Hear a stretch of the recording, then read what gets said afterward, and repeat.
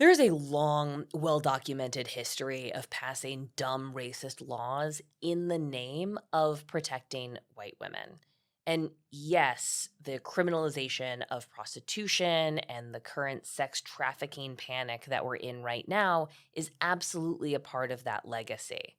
But so is the criminalization of abortion.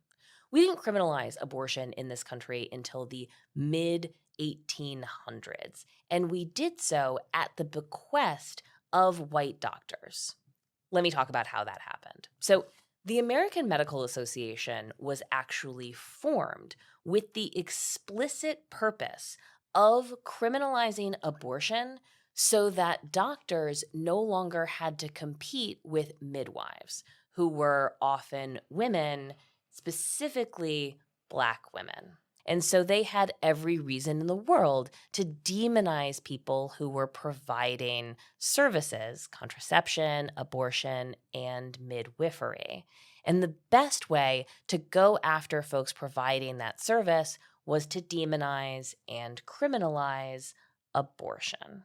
Now, I think it's important to hold both of these things at the same time, right? So it's a group of dudes who are trying to protect their livelihood by getting rid of the competition, and also the public narrative about protecting women from bad actors. And you see a very similar dynamic when you talk about the criminalization of prostitution that happened around the same time, because abortion, alcohol, and prostitution were all criminalized around the same time in the US, and that was all during the so-called progressive era. And today, you see a lot of similar threads in the conversation around anti-trafficking panic that is bleeding over into the increased criminalization of abortion.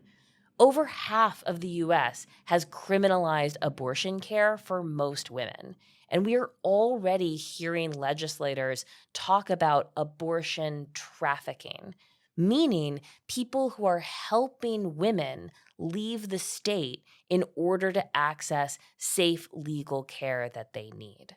So when you hear people talk about trafficking or how important it is to protect children from pornography or any of these kind of moral panics, think back to the AMA, a group of dudes so concerned with women's health who couldn't be bothered to wash their hands before sticking them into people's uteruses. Literally.